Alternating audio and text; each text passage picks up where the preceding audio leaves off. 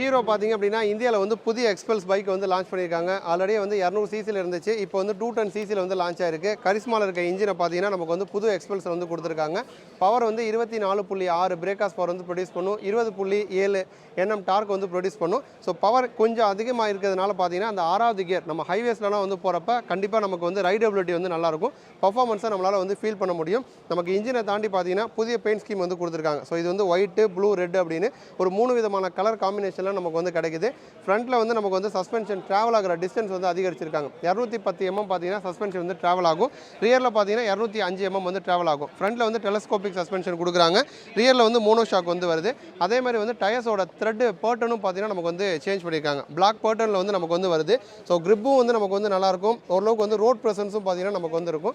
So rest of the parts எல்லாமே வந்து நமக்கு வந்து எக்ஸ்பல்ஸ் 200ல் இருக்கிறத அப்படியே கொடுத்துட்டாங்க. ஃபுல்லாக TFT கன்சோல் வந்துடும். ஒரு ப்ரீமியமான ஸ்விட்ச் கியர் வந்து கொடுத்துருக்காங்க.